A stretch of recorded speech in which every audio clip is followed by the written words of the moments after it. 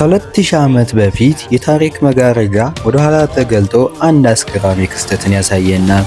በግሪክ ምድር በልጢሞስ የተባለ ኃያል ንጉሥ ነግሶ ነበር።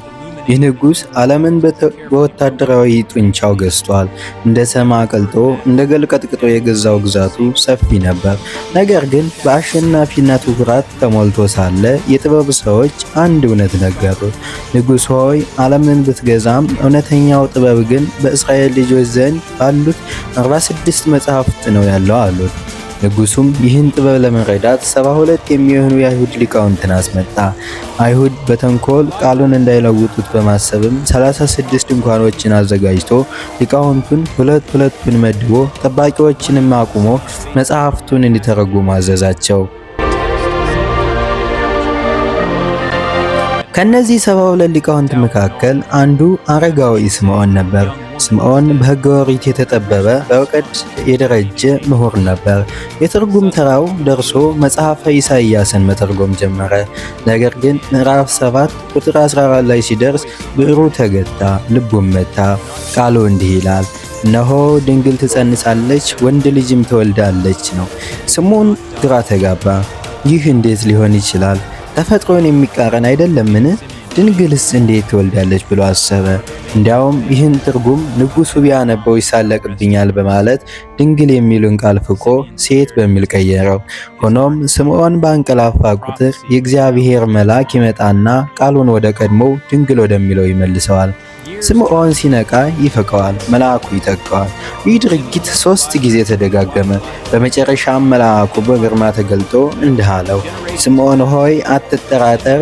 ይህን የተጠራጠርከውን ምስጢር ያች ድንግል ወልዳ የታቀፈችውም አምላክ በዓይን ሳታይ ሞትን አታይም አለው።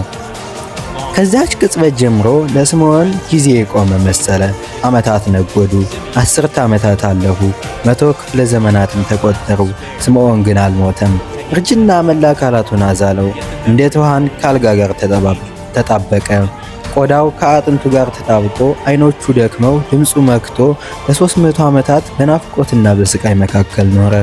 ሞት ለሁሉም ሰው መጣ፣ ለስምዖን ግን መንገድ ጠባባት። ጎረቤቶቹ ልጆቹና የልጅ ልጆቹ ሲሞቱ፣ እርሱ ግን ያችን ድንግልና ልጇን እየጠበቀ በሕይወት ቆየ። ጌታ ሆይ ተስፋህ መቼ ይፈጸማል እያለ በጨለማ ውስጥ ብርሃንን ይናፍቅ ነበር።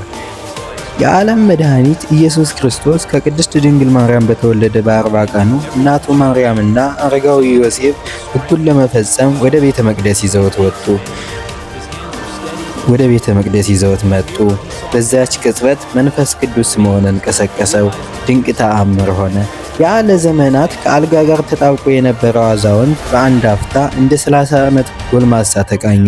አጥንቶቹ ጠነከሩ፣ ደሙ ፈሰሰ፣ ኃይልም በሰውነቱ ውስጥ እንደ ጎርፍ መነጨ። ከዓመታት በኋላ ለመጀመሪያ ጊዜ ከአልጋው ላይ እምር ብሎ ተነሳ። በደስታም እየሮጠ ወደ ቤተ መቅደስ ገባ።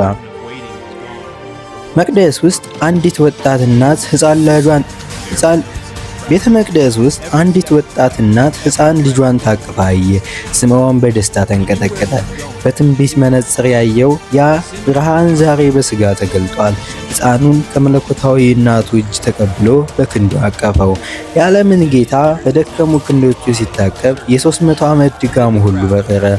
ዓይኖቹን ወደ ሰማይ አቅንቶ እንዲህ ሲል ጮኸ፣ አቤቱ አሁን እንደ ቃልህ ባሪያህን በሰላም አሰናብተው፣ በሕዝቡ ሁሉ ፊት ያዘጋጀኸውን ማዳንህን ዓይኖች አይተዋልና አለ። ስምዖን ጸሎቱን እንደጨረሰ በዚያው ዕለት በሰላም አረፈ። የዛሬው ዕለት የልደተ ስምዖን ይባላል። ይህ ቀን አረጋዊ ስምዖን የታደሰበት ብቻ ሳይሆን እኛም የሰው ልጆች ሁሉ በአምላካችን መምጣት የታደስንበትና ከዘላለም ሞት የዳንበት ታላቅ በዓል ነው። ጌታችን ወደ መቅደስ የገባው ሕግን ሊሽር ሳይሆን ሊፈጽም እንደሆነ በተግባር ያሳየበት ንዑስ ከሚባሉት የጌታ በዓላቶች አንዱ ነው። አምላካችን በስምዖን ላይ ያደረገውን ተአምር በሕይወታችን ላይ ይድገምልን። ከበዓሉ በረከት ይክፈለን። አሜን።